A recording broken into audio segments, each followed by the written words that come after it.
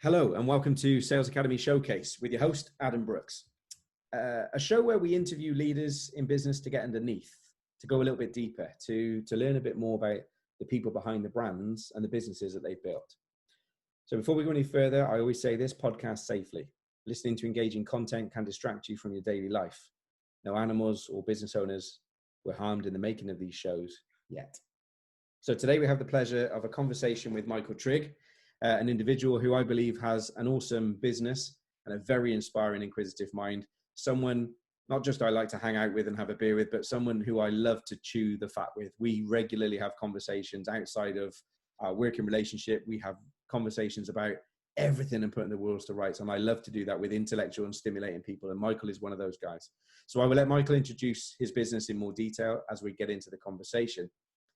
But first, Michael, can we start with how did we meet? Tell the listeners, how did we first meet?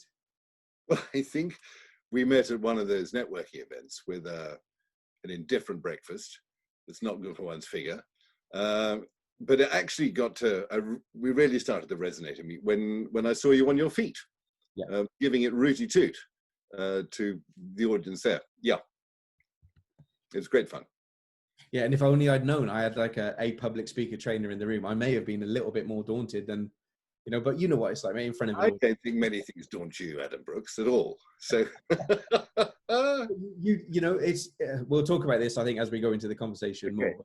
There's some I'd love to drag out some tips from what you do as well for our listeners, and we can share some of those nuggets as we go. Sure. Before we do any of that, mate, I want to find out a bit more about you, because these really are about the people behind these brands. So tell me, Michael, before you got into the Presentation Maestro and everything else, let's go back a little while, because I want to understand, what did you do beforehand? What were you doing in your career to date? Okay, well, I screwed up my A-levels in spectacular fashion at school, so I couldn't get to university. And the army was saying, they were taking full-page adverts in all the papers at the time, broadsheets and tabloids, saying, there are a whole lot of signatures on the page. And if you looked under the signature, it said chairman of BP, chairman of ICI or something. And at the bottom was a strapline which said, we think 3 years in the army is as good as a university degree. Pip at the end. So I thought, okay. And so I joined the army, where I was for 5 years. And I ran one of the training wings of my regiment, as often young officers do. Then after that, I went into the city, which I swore I wouldn't do, because I saw it as a graveyard for ex-army officers, but I did it for 2 years in a small merchant bank. Really didn't like it, learning to mismanage other people's money. And then I took vocational guidance. I think it must be something I can do, because it's certainly not this. And they said a whole variety of things, but the root of it all was sales. They said radio, television, journalism, sales, marketing, advertising, public relations. So I went round several places for interviews, and I got a reasonable acceptance rate, but there's a theme coming to it. They said, like the cut of your jib, but go and get some sales experience. So I thought, okay. And I ended up working for an American company called Procter & Gamble, or P&G. Mm-hmm. And I was in sales with them, and then sales management, and then eventually got sort of fast-tracked to head office. And that was a fabulous company. I learned so much from it. But I got to the stage to think, why am I doing this? Have I got a purpose in life to keep the Great British Housewife and her family clean? And I realized I didn't. And also the grocery trade, FMCG work, is very venal and aggressive. And I just didn't enjoy the prospect of that. So I thought, nope, it wasn't for this the clay grew tall. And I'll be honest with you, Adam, and whoever's watching this, I hadn't a clue what I wanted to do. And I fell into training and coaching almost by mistake. But when an opportunity came up, I thought, I've enjoyed all the training I did in the army. I've really enjoyed the training I did in P&G. And that was one of the reasons I got promoted quite fast, because in that company, you got measured 50-50. Almost equally. One was your ability to produce the business, fair dues, it's in sales. The other 50% was your ability to produce the people. And I thought, well, this is logical. a bit like the military, you spend all your time with your soldiers, etc. And it seemed to me make absolute logical sense. But since then, the last 30 years of full-time training and coaching, I've been privileged enough to work with, I don't know, over 70, 75 different organizations, most of which are household names. And not one of them holds a candle to P&G in the way it develops its people. So I got a taste for training and coaching in a corporate, back with Procter & Gamble, and that's how I arrived at what I do now. And I worked for a training company for about 15 years, and I started my own in the millennium, 2000. So that's how I got to where I'm doing what I'm doing. Okay, fantastic. So you kind of touch on there a little bit about what inspired you, I guess, to get into it. So you pull on the experience of the military and, like you said, being with the troops and stuff, Yep. and there to kind of help them develop and stuff, and then the training and support and the people focus from P&G that you had. So how did you go about taking the leap of getting into it for yourself? So the Presentation Maestro 2000, how did you get into that? I was already training for about 10 years with another training company, doing a variety of things. And I was really enjoying it, thoroughly enjoying it. I mean, my buzz came from the work I was doing with my clients. And nothing stays the same in life, everything moves and changes, as it should. And this particular organization, bloody good, but it was becoming political, it was becoming too large. And I thought, it's either time to put up or shut up. Do I take part in running this business? And I was one of the top producing consultants there. Or do I go and do my own thing? And I thought, well, where do I get my kicks? Am I interested in power and control and meetings and titles and everything else? And the answer is no. I really got my kicks from helping others and helping others develop and being, it sounds rather self-aggrandizing, but actually being the better for having worked with me. It makes a positive, lasting difference to their lives. That's what really juiced me. And so that's where I started my own thing in 2000. It wasn't called the Presentation Maestro then, it was called Phoenix International. But yeah, the Presentation Maestro came later. Because I suppose over the last 15, 20 years, I focus almost exclusively on verbal communication. Okay. Hence the title. Fantastic. And it's it's interesting the evolution of training in corporate, and these for years, mate. And I know we have conversations about this at times when we have our fireside chats, if you like.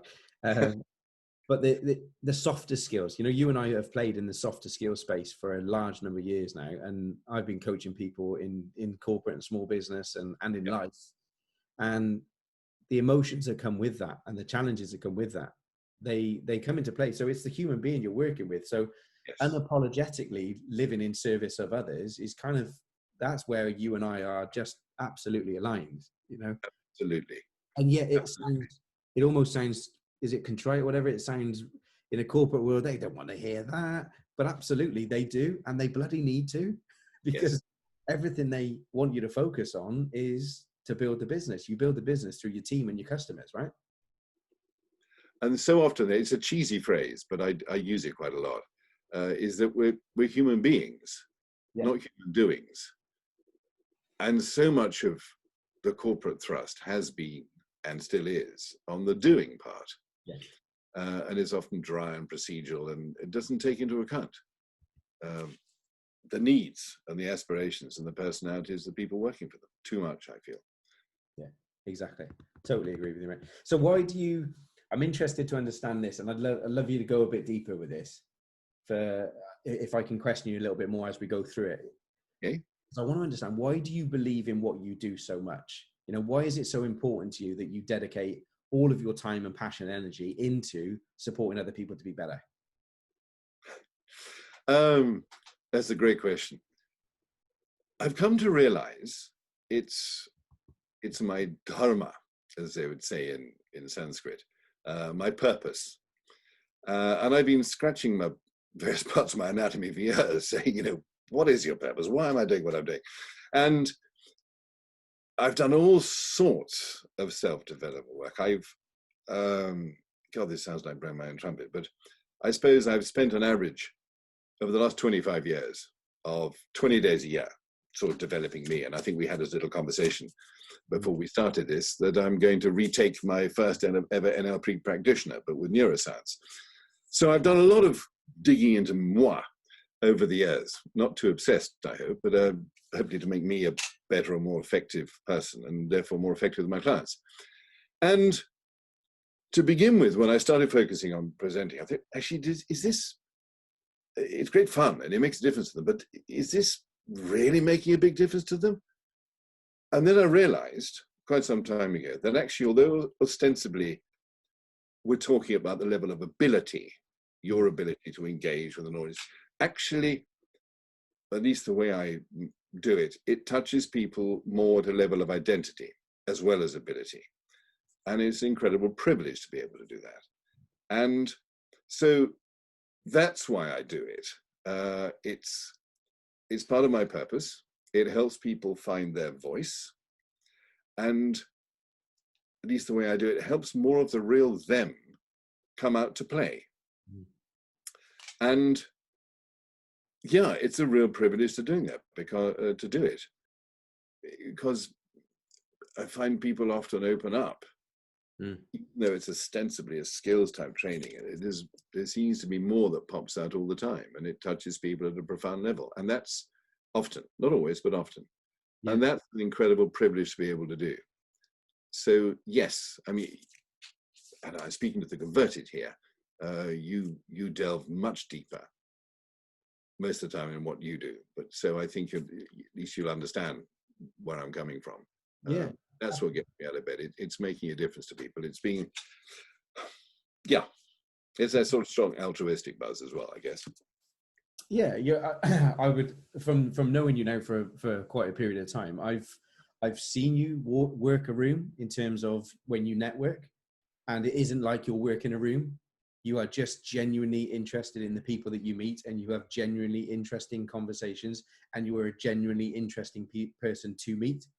And that attracts like moths to a light bulb. And there's a skill. When you see a ballroom dancer kind of gliding across the floor, that's what I witness when I see you at network meetings. And you know what I mean by this. They are socially awkward places for a lot of people. Yeah.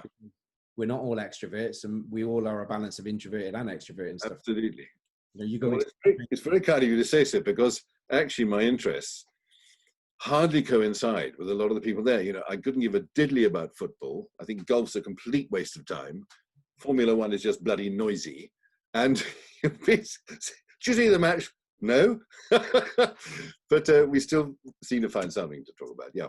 Exactly. Well, because you have that desire to, it's like an inquisitive, you and I are both like inquisitive 5-year-old kids. Right? It's like, yeah, but why? You're pulling on mum's skirt, you know? Yeah, but so tell me more, give me, you know? And yeah. Yes. When you open up a conversation with somebody and you are unafraid to bare your soul as well and share experiences first and almost give in that transactional relationship to build on that relationship, so it's way more than transaction. Some people really struggle with that, Michael, but you do it effortlessly. You listen intently, you listen actively, you feed back other people's words. And these are skills that I understand that you've invested a lot of time to develop, but you do them like breathing now. You consider their, as you said with NLP, their communicational modalities, right? Are they auditory, kinesthetic? You're kind of doing this and analyzing people. Yeah, we all are, right? But you've just put a bit of science and methodology behind that. Well, if I do, Adam, it's largely unconscious now. I mean, I'd hate to think, oh, it's going to be this technique right now, and if they're visual, I do that. I really want to do that. But I think you mentioned something earlier in the conversation, when your question to me, which is, I think, something I really cherished, and I think I got from my mum, is that, like you, I'm intensely curious.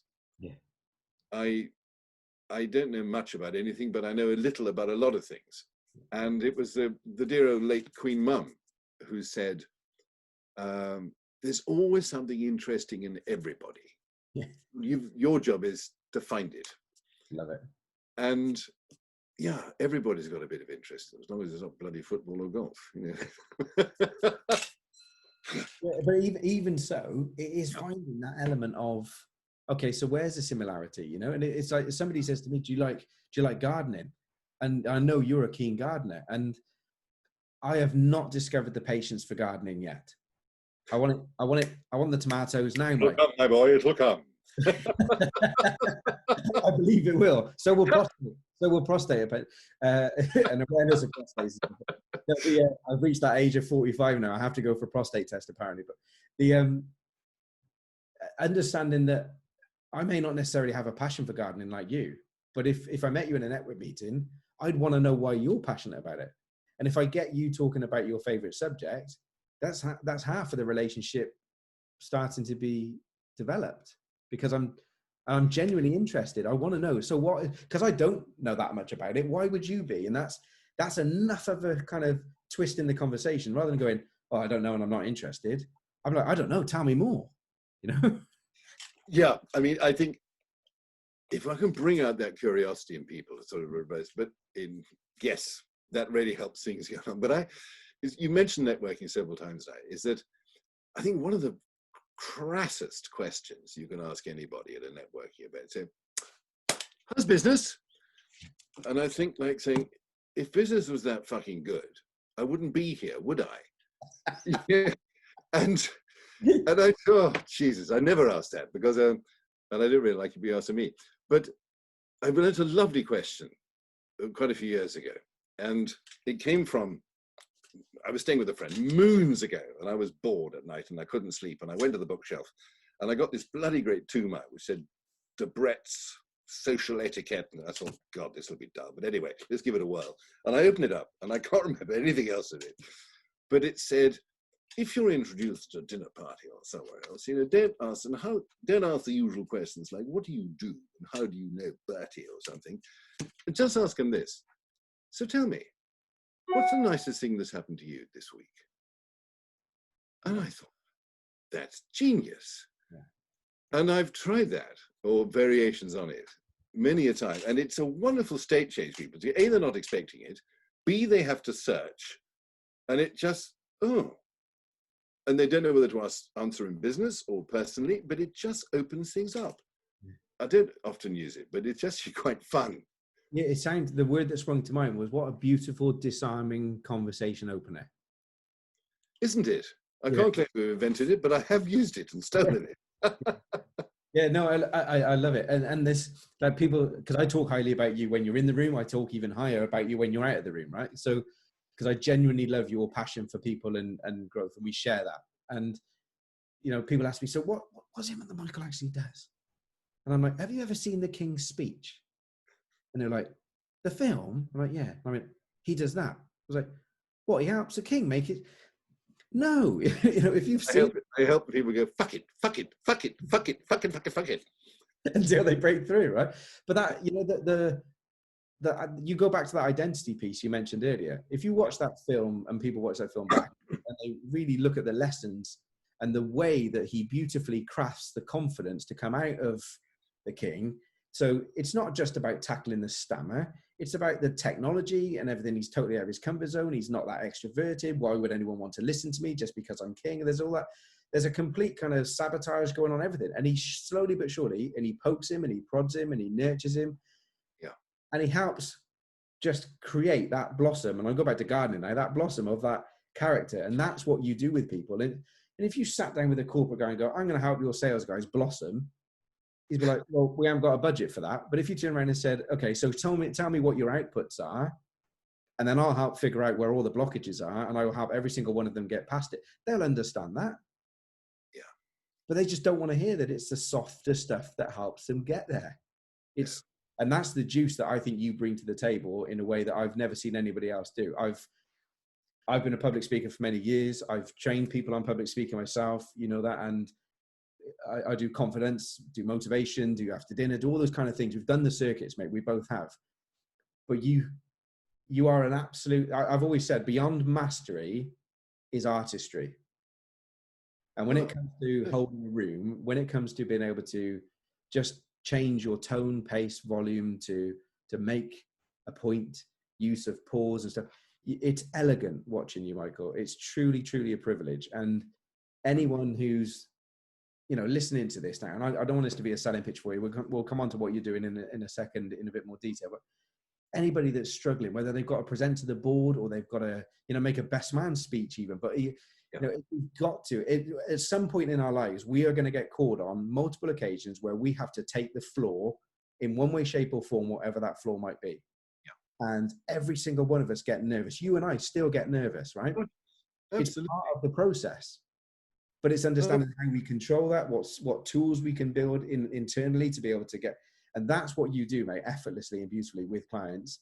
And I've seen the results with the clients that you've had. I've seen the results of people that have come on your workshops and the differences in their confidence and their own belief and identity with what they do and how they translate that to people, which is key. Well, that's lovely that you talk about it in such a way, Adam, because that is what I seek to do. And confidence is such a fragile. Self-esteem, let's face it, is one of the most fragile commodities in anybody. And normally the more macho people are on the outside of either gender, the big I am, it's a pretty good indication that things are not so good inside. But I find, and as I'm sure you found too, the best way to people to grow into that sort of congruent confidence, when they're not the big I am, they're just more of them coming out to play, is when it comes from inside, not from any special confidence building technique you can graft onto somebody. But once they begin to realize and experience, say, hey, this stuff works and I can do it and it is easy. When you think it's one of the greatest fears in life, I'm probably quite a good person to do this because I was shit scared of doing anything like this. When I was at school, my parents were praying that I would go on the boards and do amateur dramatics and in the debating society. And I said, no way at all.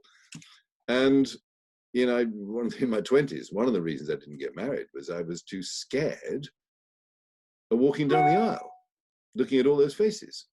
So this goes as deep in me as it does in anybody. But once gently, you're sort of, I suppose it's coaxed out of one. It's just lovely to see people, to use the analogy you used, Adam, blossom. And they're doing it all. I've just, open a few doors, show little tweaks here and there. They do the growing, me.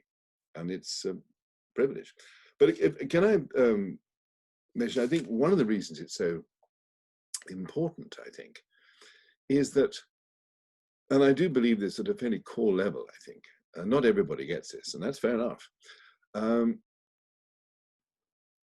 It's the ultimate differentiator, maybe, pretty well, between one business and another. And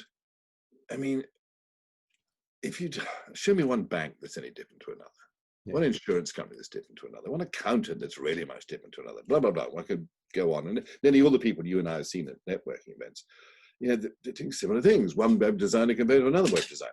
Okay, you've got creativity in there, and one person's ideas will be different to another, but they do pretty similar stuff. So what's going to make a potential customer or client saying, I'm going to go for you rather than her, or her rather than you? All sorts of reasons. You may both love golf and have the same handicap, or your kids may go to the same school. But if they're not there, and they are powerful, those things, but if they're not there, I genuinely believe it's how well they feel that you get them, and that you're warm and you're authentic and that you're clear and you're not full of bullshit, because we're all tired of being bullshit. We get it from the government, we get it from school, we get it from our parents. We're fed up with it, and we're bombarded with it. So when somebody comes along who is different, being themselves, but crystal clear in what they're trying to say and engaging and not trying to ram it down your throat, it makes a difference. And I think it's summed up beautifully by a little personal experience I had. A few years ago, I was working with a big branding agency in London, and there was a young guy in the program, 25, 26, and he shared this tiny little story. He said, I was with a potential client earlier on in the week. I was a bit nervous, and I was 3 minutes into my spiel, and the client said, stop. And this young guy went, I've blown it. And the the potential client said, don't worry. He said, I can see the look on your face. You haven't blown it. He said, I know you can do the job. And I know the other 4 agencies I'm seeing this week can do the job. He says, what I'm here to decide is, do I want to work with you for the next 2 or 3 years? And that little story sort of sums it up, I think. But some people get this and some people don't. I've been to the London Business School 3 times, the world's premier business school by most rankings. Very charming people. And they said often to me, and I'll be honest, well, like the cut of your jib, Michael, but not quite sure how we can use you. And I said, well, let me make it really, really clear. You've got half the chief executives of the Fortune 500 in your classrooms at the moment. They're future chief executives. And being able to get your message across and inspire and be clear and motivate and uplift people is a crucial leadership ability. And their answer, well, you know, they're bright. Otherwise, they do a bit of this at university, which they don't. It just wasn't on their radar. So some people get this, but some people don't. But sorry, I banged on for a bit long then. No. I think you're spot on. I think you're spot on. This is going back to the fact that we're both salespeople. We're both in business, so every business is a salesperson, right? Yeah. And whether we like to admit it or not, but it doesn't mean we have to be salesy. So stop pitching at people. Be the best human being you can. Because I train people on this, and if there are 10 people lined up, you have the same product, same price, same customer service. Why would I choose you over the other 9? That's what I'm looking for as a buyer. That's what everyone's looking for. Do I want to hang out with you, have a beer with you? Do I like you? I've got to work with you for the next 2 years. That's the bit. So it's not about you pitching your product. They already know that they need the product or service. They just don't know whether they need it from you or not. Yeah, absolutely. So, yeah, I love it, mate. Absolutely love it. So on that basis then. Well, can I just stick a little story in there? Yeah, go for it. Which sort of summarize what we've been saying, is that not everybody can like you or you like anybody. But back in the 1930s, I think it was, there was a famous actress of the time called Dame Edith Evans. It was very grand indeed. And she was talking to Joan Plowright, who was Laurence Olivier's widow, when she was a young actress. And she said, my dear, when you get up on that stage, some people will not like your chemistry. If they don't like your chemistry, at least let them admire your skill. Which is not a bad metaphor for what you and I do. I mean, it'd be lovely if they all loved our chemistry. They're not. I mean, some people are going to be watching this video saying, bloody posh git. I wouldn't go near him with a spot-welded barge pole, because that's people. But yeah, if you can get through that by actually, I may not like the guy, but he's good or she's good, that helps. Yeah, exactly. 100%. And that's, you still let your light shine, right? Regardless of whether or not, let them see the skills. Yeah, yep. Absolutely. So in terms of skills then, on that basis, why would our listeners, right? Somebody listening to this now thinking, well, okay, well, whether Michael's for me or whether the skills are for me, why would somebody, let's put it over to them, not you as such. Yeah. Why would somebody need or want your services in their lives? Great question. And I should be able to go, boom, just like that. But most of us, I think most of the people watching this podcast or video cast will need to talk to people to win business. But they're probably business owners or a business partner. And so being able to talk to people in a way that gets business is pretty important. And is vital. Nothing happens till somebody buys something. Also, the people watching this, if they don't have to sell, they may be a finance director or an IT director or something. You'll have a team and you'll have people that you're responsible for. And they are crying out, not just for leadership, but take leadership out of it. They're just crying out for clear direction and clear messages. And a lot of people do not deliver that. They just don't. So the clarity of message, your ability to bring people along with you and get them to understand and take action on it is another reason why people should do it. I also think we have a lot of the wrong role models, should we say, if I'm allowed to call them wrong, for for getting yourself out there and talking. I mean, people would say like, Gary Vaynerchuk. Yeah, he's amazing, but he's Gary Vaynerchuk. Don't try and emulate him. People say, Steve Jobs, oh, amazing. Well, actually, I think Steve Jobs was a fucking awful presenter in many ways. He was good and he was not so good. He wandered around up and down and everything else. And somebody's even written a book called The Presentation Secrets of Steve Jobs. Well, frankly, Steve Jobs could be riding a motorcycle wearing a pink tutu and you would have listened to him because he was Steve Jobs. And his replacement, Tim Cook, I think is an appalling presenter.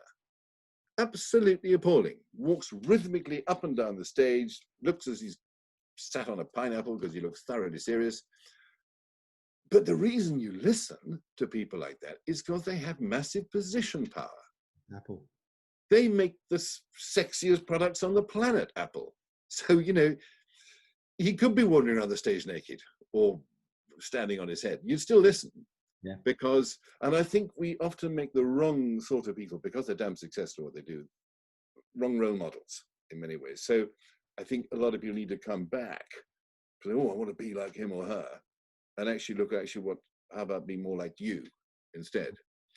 And I suppose the last reason, really, we've just touched on, Adam, is that it's one of the ultimate differentiators between you and someone else, be it to win more business, or it be to win promotion, or to win agreement or approval for what you want to happen. Yeah.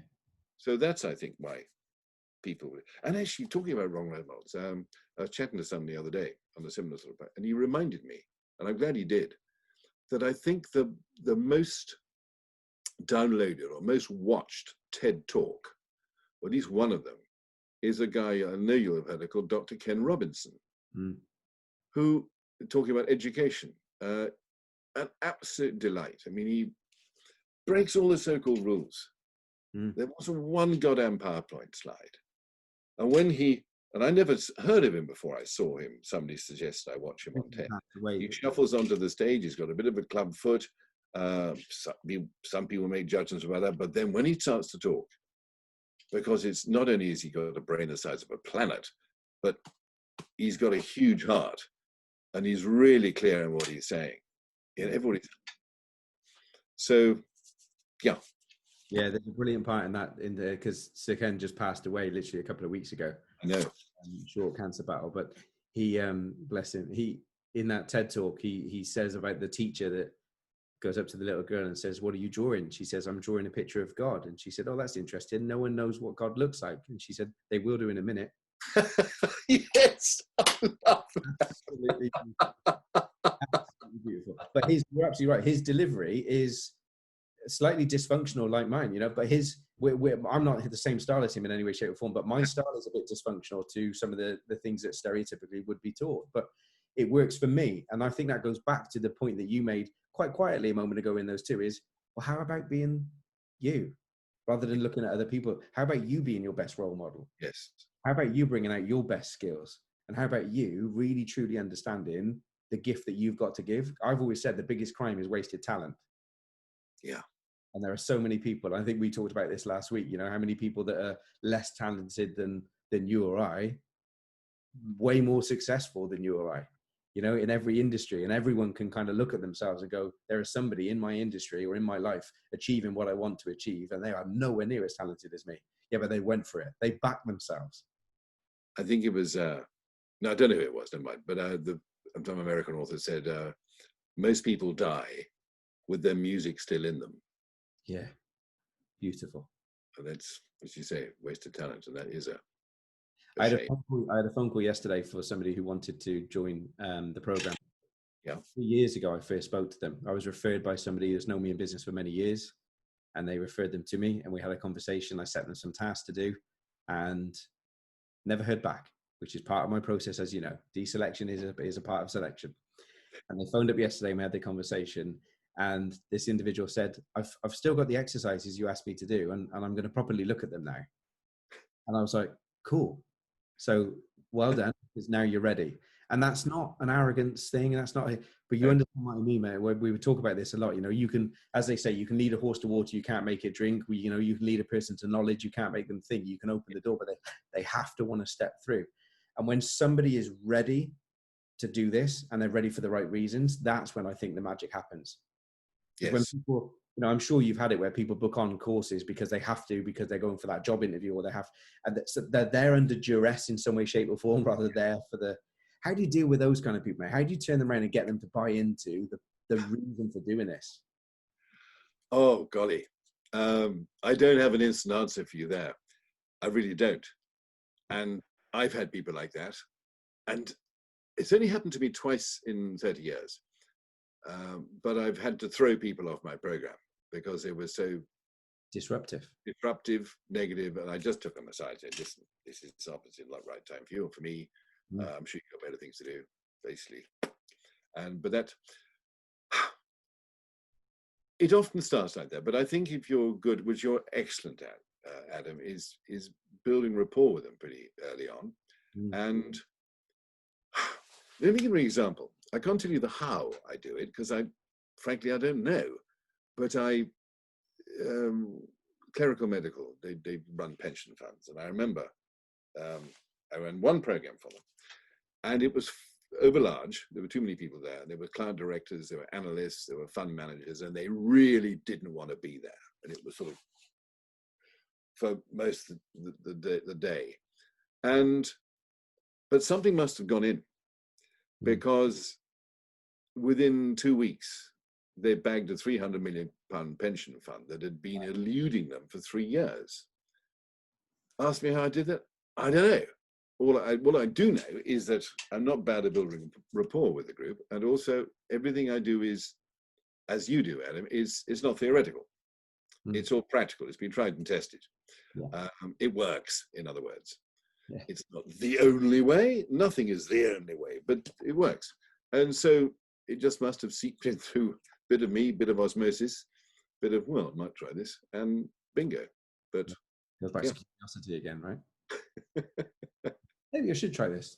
You know, it's that whole, I remember kind of question of, you know, so questions like, how's that serving you? If you know, if they're reluctant to change and stuff like that. Well, okay, so how's that serving you and stuff like that? And you go, okay, so what I've asked this of myself many times, you know, well, what would happen if I just gave it a try? Yeah. Because how is what I'm doing working out? Okay, so what about if I tried this and stuff? Yes. And again, as a trainer, as a facilitator, seeing you just helping people through that process of, because there's a fear in that for a lot of people. There's a fear in admitting that they don't know. I was having a conversation with somebody earlier this morning. Like, we are programmed as adults to know stuff. We must know stuff, and if we don't, we feel inferior and insecure, and then we get so. But that's where the magic happens. That when you get that feeling of, oh my God, I don't really know, that confusion, brilliant, because clarity is coming next if you allow it to. So, and you do administer that beautifully. You support a room full of people that have different learning styles and different approaches and different fears. And that's deeper than rapport, Michael. That's a skill that is a caring. Well, that's incredibly kind of you to say that. And I'll admit, you know, it's beautiful to hear that from you. It really is. And maybe I do that a lot of the time, but I think a thought just popped into my brain as you were describing that, is that what you do, and I think I do too, is we make it safe for people to explore a little bit and come out of their comfort zone. You know, somebody once told me, and I don't know who it was, who said it originally, but I just love it. The only person who likes change is a baby with a wet nappy. And we're all conservative with a small c. I mean, we love change that we have a say in, but change that's pushed on us, like you get on that program. Most of us are very resistant to it, but if you make it safe for people to explore change and try on new things for size, and I think that's what you and I are quite good at doing. I totally agree, and that's a really, really valid point and a massive point. That safe space where people can actually give them permission to be themselves, give them permission to open up and face their fears and overcome them and stuff. And yeah, huge point. So I want to ask you a slightly different question now, and this is where this could go. Yeah. This could go in that direction, Michael. But I'd like you to understand. I'd like to understand, and the listeners to understand, what are some of the myths or the horror stories or the negative rumors about your industry that I want us to bust a couple of these myths right now. So when people talk about tips and tricks for public speaking and stuff like that, always do this. And the big Tony Robbins raising your hand every time you talk about Gary Vee. What are some of the things that you can bust those myths now in terms of what to do and what not to do? Well, you hit on one of them. It's one of my bête noirs. I just fucking hate it. Is you see, how many of you, oh God, I hate that. That's a myth, and that comes from a bit of NLP, pacing and leading, and I just find it incredibly patronizing. But it's amazing how well it's caught on, isn't it? It's extremely effective. Every other person you see, can I just ask you? Don't like doing that. I think. Well, I mentioned one thing earlier about we have less than useful role models sometimes for doing this, and people think I've got to be like that, when actually you don't. Another myth, I think, and it's purely personal, but there's been a huge encouragement from all sorts of people in not just our industry, but generally, is tell your story. People really want to hear your story. Let me tell you my story. Every time I hear that, not every time, but a lot of the time, I just want to fetch a bucket. Yeah. Then God, here we go again. I'm not interested in your fucking story yet. You haven't earned the right yet to tell me your story. I want to get to know you a little bit more and how you are and what you think before you give me this rags to riches story. I think that's a myth. You've got to tell your story everywhere. Also, tangential to that, we've been told, you must tell stories all the time. Well, stories are great, they are, but they've got to be relevant and they've got to touch people. And I think instead of finding a long story somewhere, is maybe just use a little anecdote or a metaphor or an analogy that just makes it, so that's what you mean. Yeah. I was listening to somebody yesterday who was trying to explain a process when a client got onboarded into making an insurance claim, then it goes to this thing and then it goes to that. And the poor guy was struggling, saying, if I only had my PowerPoint, I could show this arrow going to this, and this person puts that into a computer, and then that goes to that form. I thought, okay, well done for not doing it with PowerPoint, because that it sounds much better without it. But why not use an analogy? Look, it's like going to get a Big Mac in a McDonald's or something. You go up to the counter, you say, I want one of those, and you pay your money. Yeah. And then that message goes to the kitchen at the back. I was making it up as I was going along, as I am now. But and then it goes to the griller man, it goes to the salad man, and there's a little paper thing up here which tells you what else you want on it or not want on it.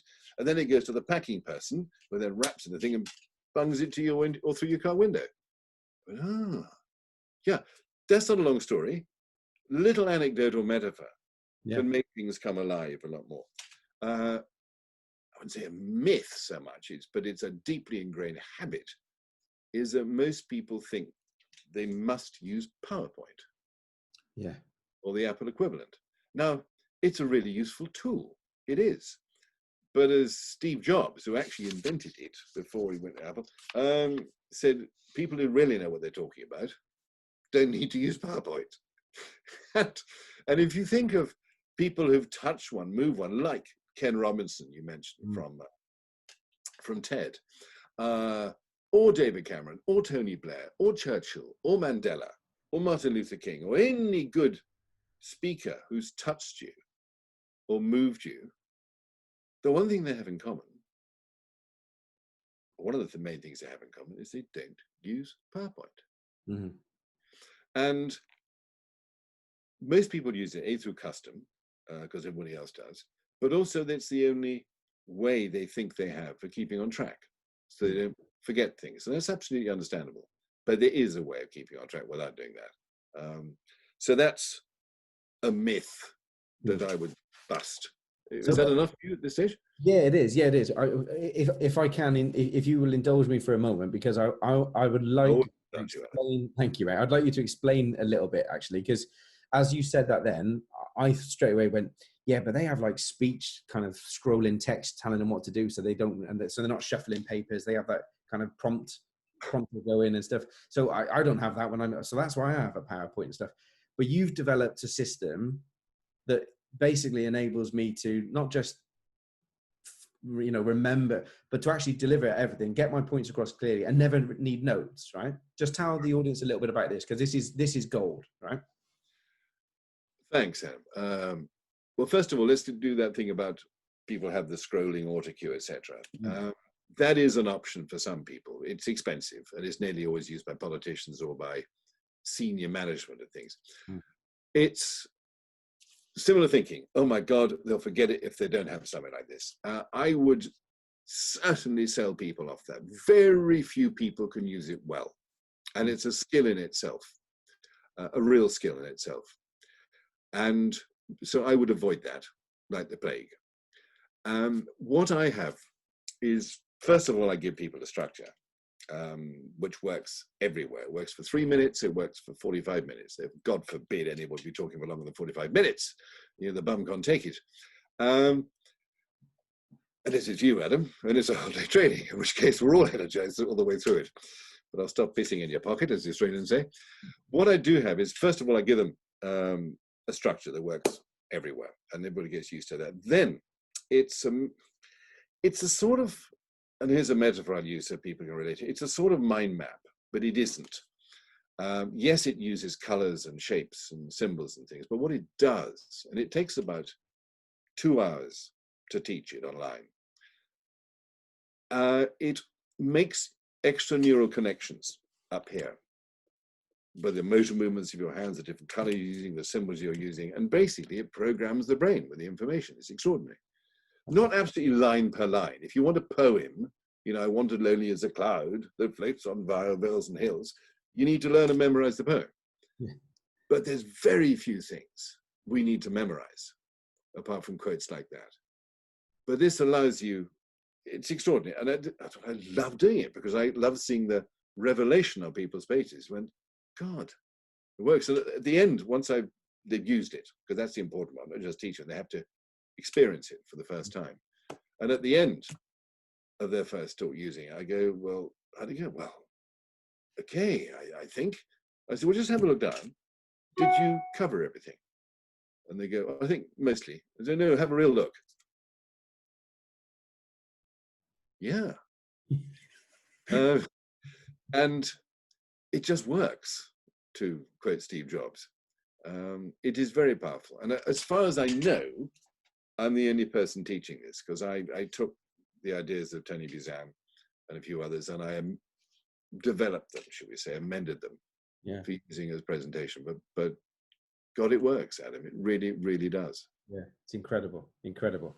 Fab, thank you. And we're going to shift a second in terms of... Sure. Are people still watching, do you think, after all this time? I certainly past the 45 minutes, so let's hope they're on a long journey, otherwise they'll have to do it in 2 hits. But if you thinking about setting up your own... Turn left here, you need a McDonald's. Yeah, take a U-turn, park up, we haven't finished yet.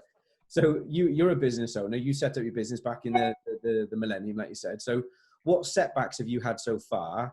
If you can think of a specific one. So what setbacks have you had so far? And more importantly, how did you overcome it? Golly, I've had,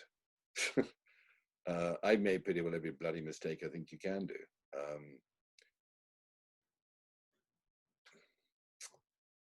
The biggest mistake I made, I think, setback, was once I left the company I was with and started off on my own. Things were dandy for the first year, really were.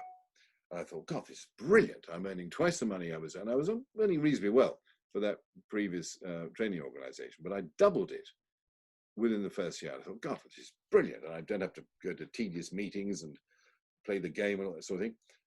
But what I failed to do, Adam, was keep the funnel full. Yeah. And within a very short space of time, 3 big clients, there was Sainsbury's, Clanwell Benson, and another, just dropped off the perch. my contact there went. They'd had a change of heart about XYZ, and I went from comfortable to zero in a few months. I thought, oh my God, and that scrabbling. So that's one big lesson I learned is, you may be doing comfortably now, but keep an eye on the future and keep developing other people and other things. Yeah, keep that marketing going. You want it kind of like as the American says, get your marketing like a faucet. Get it like a tap. You want to be able to turn it on and off and up and down and almost control it. And I think we all make that mistake in business where we just get busy servicing our clients and then we're not. So it's like chase the work, do the work, chase the work kind of going on. So, yeah. That's a major, that was a major setback. It took a long time to recover from that. Yeah. So what piece of advice then would you give if someone's thinking about setting up their own business right now and taking a leap into their own thing? If you could give them one piece of advice right now, what would it be? This may not be the sort of thing you want to hear, but don't do it.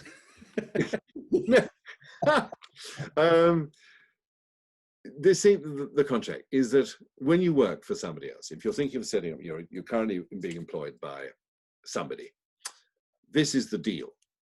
They say, we'll give you X salary. We might give you a car. May give you health insurance. We'll give you enough money so you can pay your mortgage, 4 weeks holiday, and maybe a couple of other things. And in return, we want your life. Sign here. Your soul. Yeah. Yeah. And, oh, Michael, that's rather dramatic. Well, is it? I actually saw this made flesh quite some time ago now, 10 or 15 years ago, and they were interviewing a partner. I think it was of Goldman Sachs. And he said, yeah, I know we pay our people a lot of money, millions. We do. But we own them. Yeah. We come first. Before school holidays, before sports days, before school plays, we come first. In the contract for employment. And everyone glosses over it, but the words that are in there, standard. What they don't say is, give us your life, sign here. That's sort of implied. Yeah, but if you can have your holiday dependent on business need, you can do this dependent on business need. It's in there where if people choose to look, you're absolutely right. Well, also is that a lot of people stay. I was thinking of staying with my training company. I was thinking, shall I go? It's bloody lonely out there and everything else. And I asked a pair of my friends who ran a coaching company called Supercoach in those days. And I was going through my thought process, and they said, well, what's stopping you? I said, well, it's unknown out there. And it's secure, moderately secure I am. And they said to me, what's to stop X company I work for from firing you tomorrow? Yeah. And I thought, actually, nothing. Mm-hmm. Nothing. And so many jobs, you've seen, Adam, I mean, this is a maelstrom of a time, and has been for some years now, is that professions and jobs that used to be considered about as watertight and secure as you can think aren't. They just aren't. And it just takes a few people around the boardroom table saying, look at the figures. We're 60% down. We'll get rid of it. Yeah, so always training and people. Cut the budget. Coming on. And research and development. Yeah. And marketing. Yeah. So I'd say do it, but expect to work a lot harder than you were when you worked in your company. Yeah, you got to work harder before you can work smarter, right? There's a lot of graft you got to put into it, but once you have, so are you prepared to work the next 3 years, to live a life for the next 3 years that most people aren't? Because if you are, then you can have, what you actually truly want. I think it's Zig Ziglar famously said, you can have anything in your life if you're prepared to help other people get what they want. Yes, I love that. And I think on my own terms, in my own way, with my own rules, being the captain of my own ship, that's what I get as the business owner, that I just, I think I discovered very young, mate, I'm unemployable like you. Unfortunately, it took me a little longer to discover I'm unemployable. I now know. Fantastic. I remember resigning from a job on a mic at a conference, at an annual conference, and I responded to one of the team members, and literally went, and I think that's why I probably need to leave. And that's my verbal resignation right there on the mic, and handed it over. And that was it. I was gone in 30 days, mate. So I think, yeah, just do it, right? As Nike says, just do it. Yes, absolutely. So, okay. What about the future of your, just very quickly then, last one on the business and a little bit more about you. How do you see the future of your industry? The training, coaching, development industry? Golly. I think there will always be a need for it, because as far as I can see and observe, some organizations are very, very good at developing their people. Most of them aren't. It becomes very procedural, or they may even have an in-house university, yawn, that will teach them in the old corporate style. And things are moving so bloody fast anyway. I mean, the MBAs people come out with, oh, by the way, one of my favorite definitions of an MBA is someone who is often wrong, but seldom in doubt.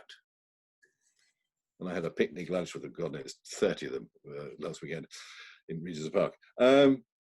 The things they're learning there are almost out of date by the time they graduate. And that goes for a lot of degrees, actually, not just business degrees.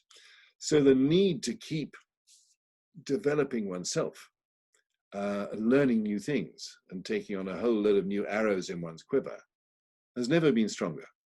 Never been stronger. And I'll be honest with you, you and I have seen them, and there's a lot of very successful charlatans out there who make a lot of money by saying, hey, do this and you'll make God knows how many squillions in 6 months. Huh? And there's also a lot of pretty so-so people out there. I mean, in my particular niche, there's a lot of actors teaching what I do. And I have huge respect for actors. My sister's eldest child is an actor. But even before I knew what he wanted to do, I respect the profession hugely. I mean, to put yourself on stage and bare your soul every night, or maybe twice a day, is a big ask. It's a hugely brave job, and 90% of them are unemployed anyway. It's tough. But they spend their whole professional life learning to be somebody else. Yeah. And the whole essence of what I do is that release the real them to come out to play, not try and be an actor. But I'm being a little bit parochial there. Yeah, there'll be a massive demand, I think, for those who are up for it. An awful lot won't be. No, I expect my company and my employer to pay for my development. And there's a lot of people like that. But there are those who are curious and enterprising and entrepreneurial and just open to grow more into the person they came here to be. So I think there will always be. But I think what I am noticing, and perhaps I'm part of the trend, and I suppose the biggest wave of this, and it will continue, is with mindfulness. But people, I think, are getting more interested in something that is beyond the pragmatic in the here and now. They're looking a bit more into themselves. So, I mean, mindfulness is being incredibly successful as not only as an idea and a practice. And there's a amount of apps, you can get 4 or 5 for the iPhone, the Apple Watch, let alone on the iPhone. I think it would, and I think the days of large corporate programs, it'll stay, but there'll be less. I think there'll be less of them, and it'll be more convoluted in some areas. But I think more people will start to explore their own potential more, which means investing in themselves. And I think organizations will recognize that and say, okay, you want to go and do that? Cool. Here's some money to go and do it. And I remember Tom Peters, I think he may be dead now, but he wrote several books, as you know, about 20 years ago, In Search of Excellence and others. He was a really big cheese in McKinsey's. Quoted this example. I think it was a sausage making company, not exactly the sexy end of business. And they said, listen, you can go and we'll give you money to go and do any goddamn course you like. No problem. The only proviso is you come back and you teach us it too. not rob it from the training provider, but teach us what you've learned. Yeah. Bring it back to the company. And if your colleagues think it's been a complete waste of money, they're the ones that are going to give you stick, and they're the ones that may even fire you for going and doing the wrong thing. And that was, 20, 25 years ago, people. Yeah. So I see probably an increased appetite for that. Yeah. I think the clue's in the title in terms of self-development, right? But people are really waking up to it's up to them to want to do it, but also there's a big shift I'm starting to feel in terms of the why people are wanting to do it. I was coached and trained for over 20 years, and the higher population of my audience have been female. And it's not because I'm that attractive, Michael, and this is going out on a podcast. So I don't know, Adam. I might be too pretty to go to prison, but I don't really care. The genuine interest to develop was coming from the female audience and has been for 20 years in my experience. And they genuinely want to develop. They genuinely are interested in themselves and becoming better. And then I'd have male participants in the audience, and in the majority, they were there because they had to be. They were there as a means to an end to get that next move or whatever and stuff like that. So it was always short-term focus with a large chunk of the male audience, whereas the female audience was generally there to learn and grow.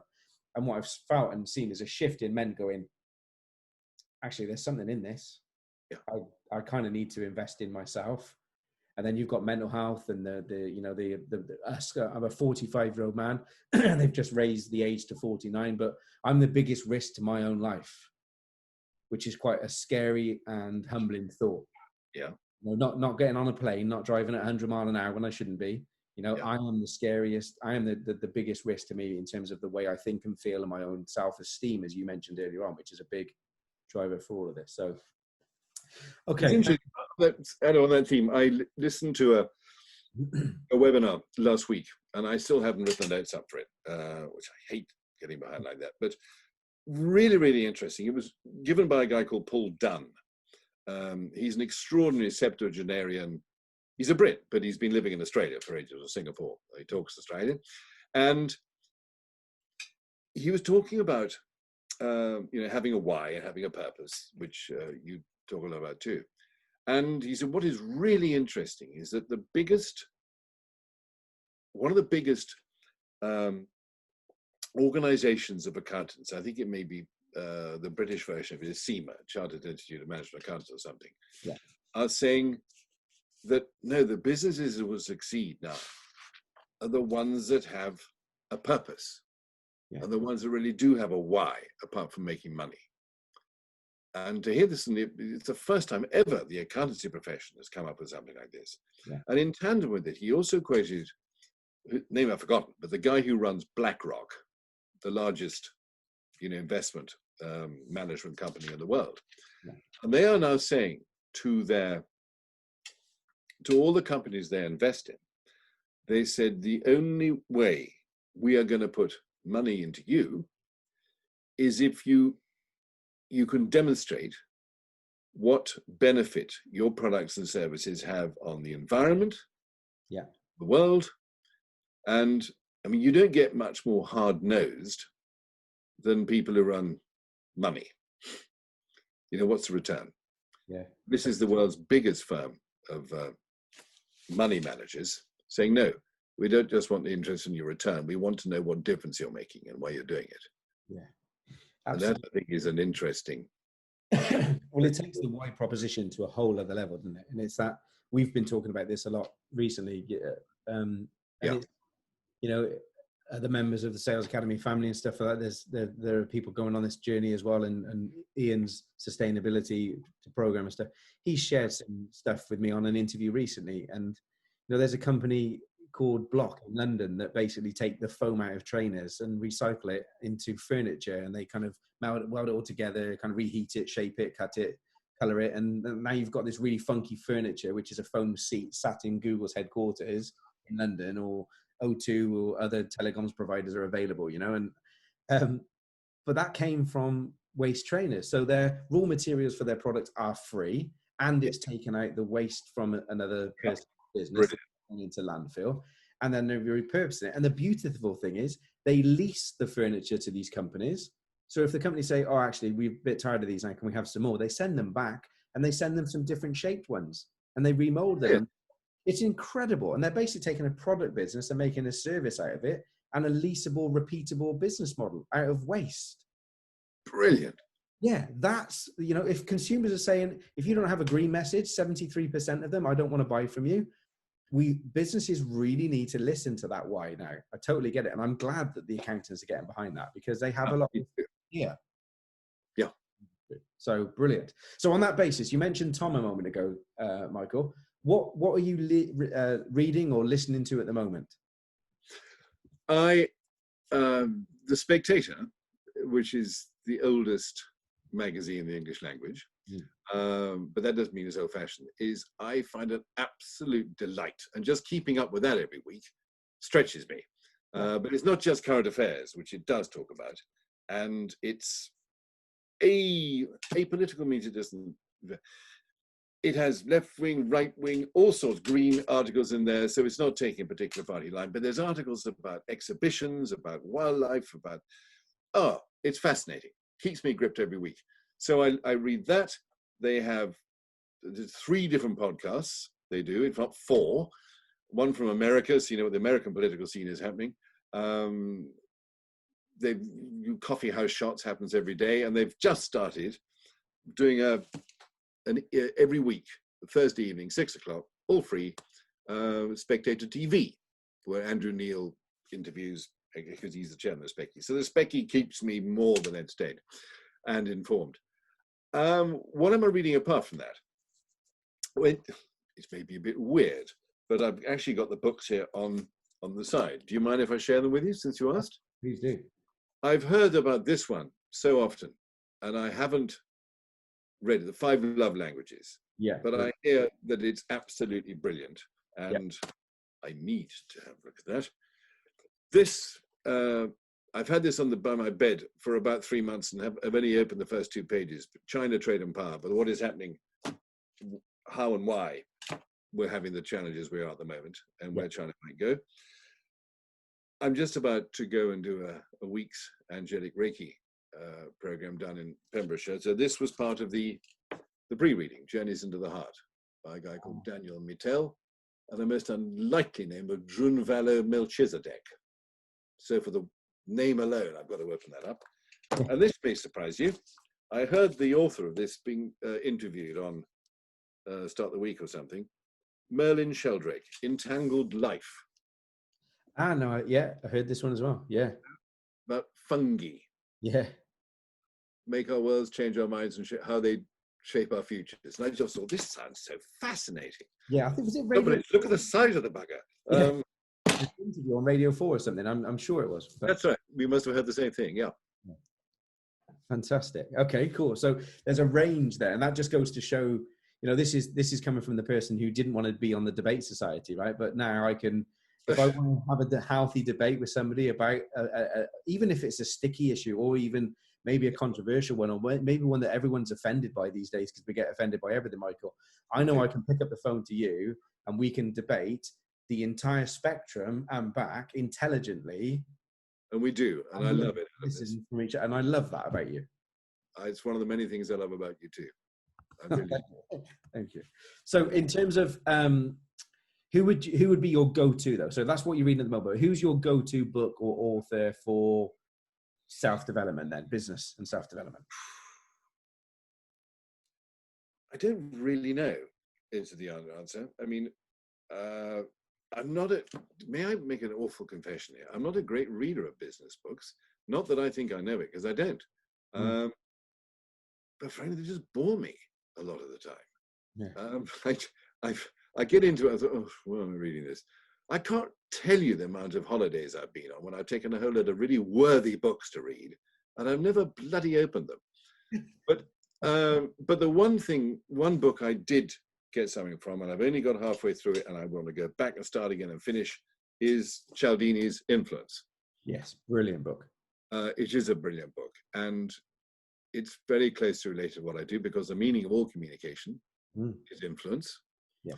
But when I'm in my smart ass phase, I can just finish with George Bernard Shaw, who said the biggest problem with the communication is the illusion it has taken place. Beautiful. Love it.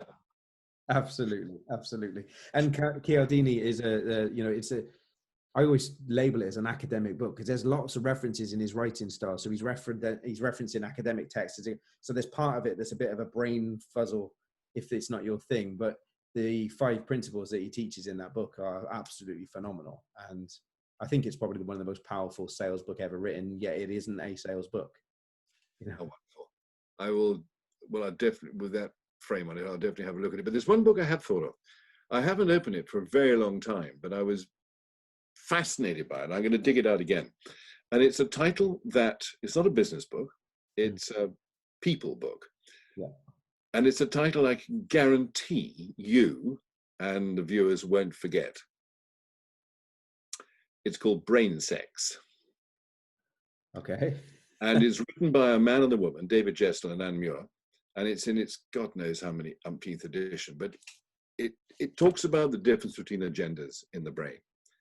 And if I remember the foreword, it said, look, social engineering has been pretending for years that we're all the same. He said, look, the female sex have bumps on the front and give children, men don't. If we're different physically, it would be rather strange you weren't different mentally. And it's no prejudice in this or opinion, it's all scientific fact, but written in a delightfully down-to-earth, approachable way.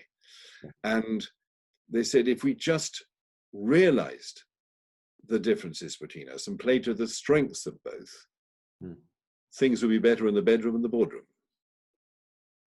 Isn't that interesting? Yeah. Yeah.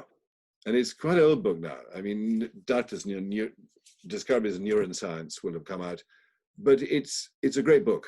Yes, yeah, so some references maybe about the recent publication would bring some of that into it. It's like Barbara and Alan Pease. Some of their books are absolutely glorious to read, and yet some of the references to the TV shows they talk about, they don't exist anymore, so we don't really know what they mean. People are reading the books going, who's George and Mildred? Yes. That's showing my age, right? But so finally, Michael, before we finish, we will share all your links and contact information, in the video and on the podcast and stuff like that. But sure. I have to ask, how would you prefer people reach out to you? So anyone listening or watching, if they have a question and they want to explore a little bit more from what you've hit a note with them today, which I'm sure you will have done, what's the fastest and most effective way that they can get hold of you? Wow. Thank you, Anna. Well, people like doing it in different ways, as you know.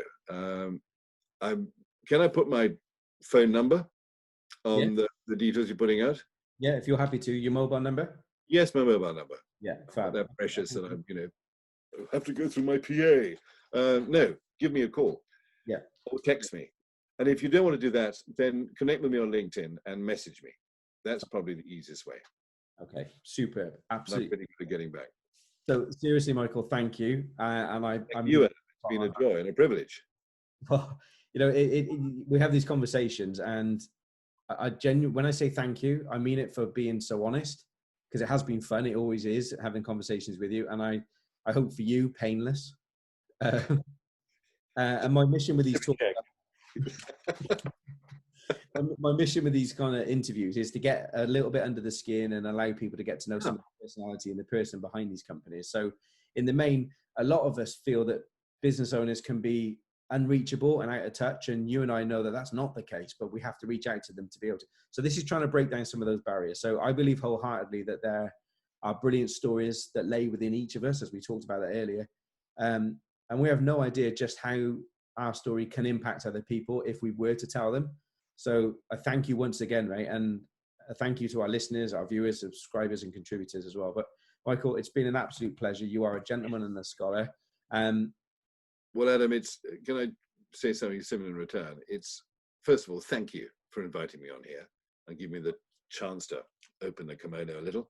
And it's always a joy working with you.